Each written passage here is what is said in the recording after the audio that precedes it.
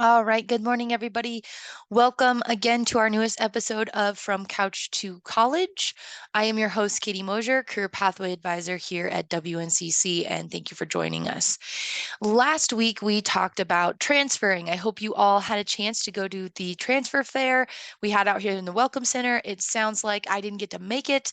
I was pretty upset about that. I ended up with sick toddlers at home. But it sounds like we had a really great turnout. So thank you for all of you that attended. If you didn't get a chance to attend, you might want to check out our last week's episode. Old archived episodes can be found on our Handshake resource tab or under the student app through WNCC. Um, there's a lot of really awesome tools, tips, basic things about anything from today. We're talking about resume writing. Last week, we talked about transferring. The week before, we talked about mental health and wellness.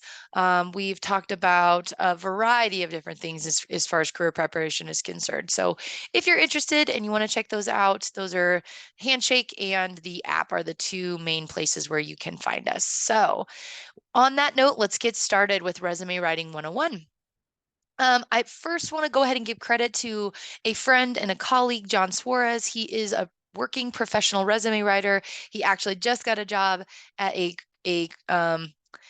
community college, much like myself, but he is the author and instructor of Fun and Fundamentals curriculum, which is where I've pulled most of this information. Really great stuff. And he's been a great help to me in training me in professional resume writing. So I want to just make sure to give him a shout out for this information. On that note, let's start. Here are a few things that we're going to cover today. We are going to talk about myths and facts of resume writing, things you've heard for probably the entirety of your life, and reasons why sometimes those facts are not always, or those myths are not always true. We're going to talk about research and how to do it, the basics. We'll talk about how to choose your content, the scope of duties, what that looks like and what that means in current resume writing, achievements, and we'll look at some examples at the end. So, the first thing here is to bust into some of those myths that we've been telling ourselves for the last 20 years. Myth number one, I have to include every job I've ever had since I graduated college or before that. If you're a college student with very little experience and you're transitioning into the career world, there's no reason to lie about that. We're going to go ahead and spout your praises. This is a marketing tactic. Resume writing is a marketing tool, and the thing that is being marketed is you. So we have to be very effective and strategic about how we market you, and we have very little space to do so. If you are looking to become the next assistant manager of McDonald's, it's probably not going to be very important that you mowed your grandma's lawn 10 years ago. So we just need to be very particular about the things that you include on your resume and strategic about that. Myth number two, and this one's more for you older students out there that maybe are transitioning into a new career, or you have a lot of experience. Do you have to date yourself? Do you have to include information from 10, 15 plus years ago because it's your first leadership position or it relates? Yes, it's probably pretty important to include that, but do you have to include dates that are going to age you? No, you do not. So again, as a marketing tactic, a resume is not legally binding. Does that mean that we lie and we don't tell the truth? No, because in the interview, you may get called to the carpet, and that immediately puts kind of a bad taste in the employer's mouth if they feel like they've been led astray via your resume. But you can be tricky and sneaky and strategic about how you play that out. So you do not have to use dates. You do not have to include that information that's going to kind of work against you potentially for getting an interview. Myth number three, kind of.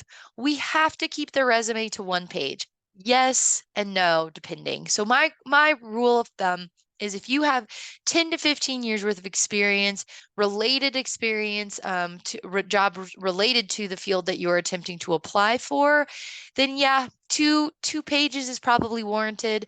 Do I ever want to see a page and a half? Absolutely not. If we're going to go on to that second page, we're going to use that resume real estate, as we call it, and we're going to use it effectively. So if your resume trickles onto a second page, we had better fix that little problem. You college students out there who don't have much experience, one page only. That's all you need. You do not need to go beyond that. So if you are lacking any experience, one page is my recommendation. So is it a myth? Yes and no. Myth number 4, the right resume is going to open new doors every time. The answer to that is no. The reality is this is a numbers game. You are up against tough competition. If I am an employer and I have 50 to 250 applicants for a job, are you guaranteed to get the job no matter how awesome your resume is? No, it might be the wrong time, might be the wrong place. You might just not be quite the right fit. Don't be discouraged if you send it out and you're just not getting responses. One thing I will say is that if you are doing what I like to call the spray and pray technique of job hunting, then in all likelihood, you are not going to get callbacks. And basically, that means if you are using the same exact resume and sending it out for different job descriptions, jobs with completely different expectations, and you're using the same resume, in all likelihood, you're not going to get a look. Okay. So, couple key principles here. Try to make sure that you have an internal advocate at whatever job you're applying for. There's lots of tricks that you can use. Check out episode 1 of From Couch to College about Career Launch, a program that helps you to network and build those internal advocates before you ever even send in your resume. But that's a whole nother topic for a whole nother conversation and date. So check that out. But basically, don't be discouraged. Keep up the good work, and writing a good resume is going to be a good place to start. The first step in writing a resume that is strategic and focused is to do your research. Oftentimes, students feel like, or working individuals feel like they don't have the time to do this. They're in a pinch. This is a step that cannot be missed. So the first thing that I like to do, and I'm going to pull this over right now, we're going to pretend like you are looking for an assistant or a manager experience or position.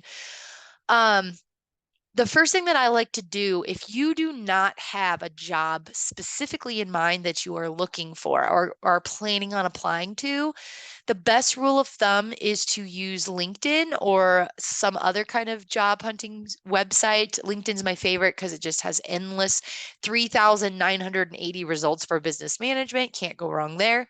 So what I like to do is I start off by just looking at the job title that you're interested in and what employers are looking for. So LinkedIn is great because this is looks like Champaign County Farm Bureau. So we're looking at an agricultural position. Assistant manager. They are wanting somebody that's going to have these duties and responsibilities. Now, just because you don't have an ag base doesn't necessarily mean anything, but it is important to take note that they're looking for an ag person. So let's just say we're going to start off by printing this off and taking a look at the duties and responsibilities. Here's what we're looking for. We are looking for someone that can develop and manage a comprehensive social media presence. So what are your marketing skills like? Do you have a background in marketing? Have you spent any time building social media platforms? If so, that needs to be on your resume. Work with the communications committee and communications director to ensure the CCFB remains the premier voice of ag in Champaign County. How are your communication skills? Do you have any background, classwork that you've done, certifications, any experience or related experience in journalism, social media, marketing, those sorts of areas? You get the gist. We're going to read through this overview, and we're going to streamline what goes on your resume and what we really dig into based upon what they are looking for. Now, this is an area where if you as a high school student, once upon a time, long ago, grew up on a ranch or worked for a rancher or were in 4-H, we might want to go ahead and put that on this resume. If you are applying for in a management position, let's see, in sales with this LumiSource group, then putting 4-H on that resume or your ranching experience is not going to matter. So that's where we can really get into the nitty-gritty details, and where doing your research is really going to help. So I often like to look at least 3 or 4 different job descriptions posted about the same job titles, and descriptions, just to see what kind of patterns and overlap we're looking for, so that I can build my resume based off of what most employers are going to find important and marketable. Now, I want to remind you, this is what I do if I'm just trying to revamp my resume and get it prepped in the case of submitting it to an employer. But if you already know you have a specific job in mind, more than likely that job will be posted somewhere, and that posting is going to have its own particular job description. So be on the lookout for that. If you already have one in mind, then by all means, you're going to use that specific job description to match your what you include on your resume. Okay, so that's doing your research. Choosing your content. Everything, your content must be strategic based upon what you saw when you did your research. So these are just a list of some different relevant content that you might consider as you're thinking about what fits. So when you're considering your background, the best idea is to just brainstorm a list of things that might work, and then choose the best and most applicable from that list. That could include things like education, training, and certifications, key skills or transferable skills that you got from a job that maybe wasn't exactly the description that you're attempting to apply for, but it has transferable skills that are going to match what they're looking for. Any sort of professional experience, any related experience, which might be volunteer work, community service, anything like that. Recommendations or testimonials, I will show you an example at the end of this, of what I mean by that. And any awards that you've gotten, those are just some examples, but I got a lot more where that came from as you're building your content. Okay. Now, one thing, we're going to talk about scope of duties. It may not make a whole lot of sense until you see as an example, but once upon a time in the uh, resume writing world, you would see a resume, and at the top, it would have a summary or a job objective. Anymore, or a job objective specifically, like here's what I want to be. I want to be an education teacher. And anymore, that is not what employers are after. They have very little time to read about your goals and dreams. They know what they are looking for. So they don't need to see what you're interested in. They want to see what you're capable of right out the gate. So we're going to skip that. And instead, we're going to opt for a summary of your experience at the top. And then we're going to specifically make sure that we are going to talk about transferable skills and things immediately. We'll talk about that in a little bit. What we're changing to now, instead of your traditional, okay, when I do my related experience spot, having your a job like, okay, I worked as a 4-H volunteer at Scottsbluff County Fair, and then bullet point list of all the duties that I had and responsibilities. That is not the new way and trending way of writing a resume. Instead, what we're going to do is we're going to write a very short, minimal paragraph that explicitly states what you did in that job in paragraph format. Again, keeping it short and sweet, 3 to 4 sentences max. And what that's going to do is it sets a tone for the reader. It provides some context. Here's what was happening in that job when I took over. Here was the situation or scenario when I went into that position.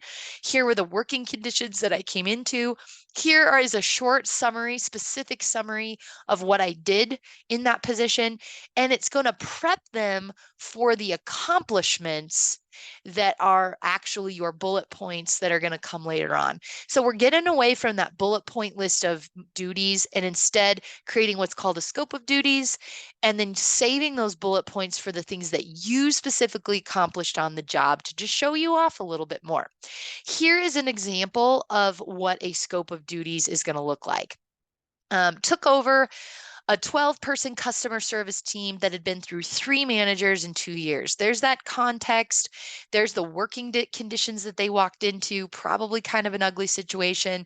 Here's the summary of their duties: tasked with managing a $4 million budget, jumpstarting new service initiatives, and analyzing the complete service cycle to improve declining customer satisfaction scores. So this is actually just 2 sentences in length. It is the context working condition, and it is a short, sweet list of duties. And now we're ready to see, okay, I understand where you came in. I understand what you were asked to do. Now, your bullet point list, what did you accomplish? When you are preparing to write your accomplishment bullet points, this is where it gets really powerful. We want to use very powerful, specific language. As a rule of thumb, 1, 2, or 3-line bullet points only. You never go over 3 lines on a bullet point. That is far too long. Even 3 lines to me is pushing it just a little bit, unless it's something really effective and important. So we're going to use, when you write your bullet points, we're going to use a strategy that's actually encouraged in interview situations as well. Whenever an interviewer asks you a question, and you're going to use what's called the CAR approach. CAR means challenge, action, result. So if I asked you in a job interview, what was a situation where you had to deal with an upset customer? How did you approach that problem? So they've already kind of presented the challenge to you. All right, here's the challenge I faced. I had a parent that was very upset because their student was advised incorrectly. They got put into a wrong class in that parent's position. Here is the action that I took in order to solve that problem. And ultimately, here is the final result and how that happened. So this format works for both powerful bullets and accomplishment bullet points for a resume. It also works for an interview. Every bullet point should start off with a powerful verb. And there are a lot of great tools out there. If you just Google search action verbs to use on a job resume, you're going to get lists on lists. If you don't know where to find one, I have those tools for you. If you would like, I can post those as well. And you're going to do what's called front loading the accomplishment. And I'll show you what that means here in just a second. So here's some examples of what this is going to look like. I've tried to keep them pretty simple. So what you're going to see in bold is the action, powerful action verb that starts off your CAR statement, your accomplishment statement. And the part that is underlined is going to be the front loaded, oops, I'm sorry, I didn't mean to go back that way. It's going to be the accomplishment itself. And what you accomplished through that. So number 1 example, voted best construction company on the island in 2005. You will notice this is not just a random duty. This is something that you made happen while you were on the job. That's really important. Saved owners more than $2 million with smart value engineering. Here's a second piece: modernized construction practices and managed schedules, quality, and brand standards.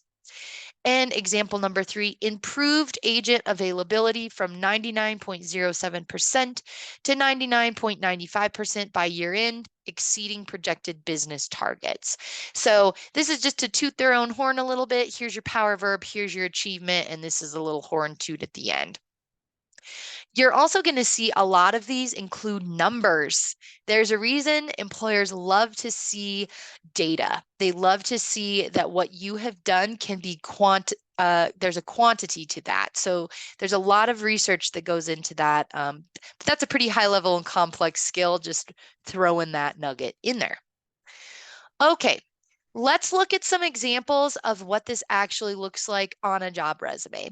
So here is a current job resume that I think is pretty powerful. I really like the use of color here. It's not over the top.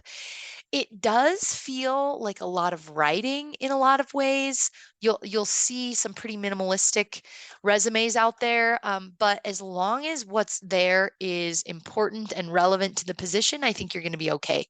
So right up here, this is that professional summary that I was talking about. Instead of a job objective statement, we're going to replace that with a professional summary that basically, when they start reading your resume, which, just to throw a little statistic at you, on average, an employer spends 7 seconds looking at a job resume. So you have 7 seconds, which usually means getting to about right here in this area to impress them and get them to read on. If you have not impressed them in this top half of the real estate, then you're toast. So that's why a summary that really is powerful and kind of sums up what they're going to see later on in the resume is important right away. Core competencies right here at the top. Then she's going to move into professional experience. Here's that scope of duties that we were talking about. This one is 2 sentences. You're going to see that it's going to give some context, and it's going to give you a short little list of things that they had to do on the job. And then here is your streamlined bullet point list, bullet pointed list of accomplishments written in that format. 3 other professional experiences here written in the same. You're going to notice that the format stays the same and consistent every single time. 2 to 3 bullet points with a scope of duty statement, and they follow the same structure.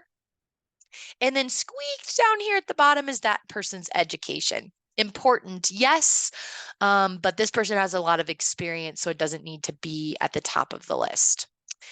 One more quick little look. This one has a lot of similar patterns, but it also has some differences that I wanted to point out to you too, especially for you folks that maybe have been in the same job for quite some time and have seen some different promotions throughout that job. Again, here's that summary. Here's those core competencies at the top. Now, this person has been at the same exact with the same company in a variety of different roles throughout their career. So they structured this a little bit differently. Here's those promotions within that same company. And then they included the dates here, but instead of going into detail every single time, they pretty much just summarized what they did within those two, because they're going to be very similar and repetitive. So they pretty much summarized that scope of duties and those accomplishments down here. They squeezed a little bitty piece in here down at the bottom. It was clearly not as important of other experience that this person has. I wanted to point this one out because it has that interesting little testimony. This is a testimony quote from a coworker. It's a nice little touch, gives a little personal aspect to that and some credibility. And again, you're going to see their education down here at the very bottom. If you are a college student with very little education or very little experience, you're going to really focus on your education. This whole section might be the experiences that you've received through your education with us here at WNCC or other colleges throughout your career. And then down here, maybe we'll find some other professional experiences that tie into that, but we're really going to focus on that education because we don't want to lead employers astray. Okay, that was a fast overview of resume basics, tips and tricks. If you want more specific help, because I know that this is tough and there's a lot there, if you're interested and you like what I had to say today, please check this out. I'm going to be hosting a free resume writing workshop on November 15th in the Harms Center, room B120. This is not a computer lab, so you are going to need to bring your own computer. That's really important if you want to get the most out of this workshop. I will be basically riding with you side by side. I'm going to run this in 2 sessions so that if you can't make the morning, maybe you can make the afternoon. Session number 1 will be from 10 to noon on November 15th, and session 2 will be hosted from 1 to 3. If that time does not work for you, I am very open for one-on-one support. If you want to just give me a call, here is my contact information. Schedule an appointment with me, and I would love to help you get your resume started and kind of workshop that with you throughout. So that's it for today. Thank you for joining us on this week's From Couch to Career webinar, and we will see you next time.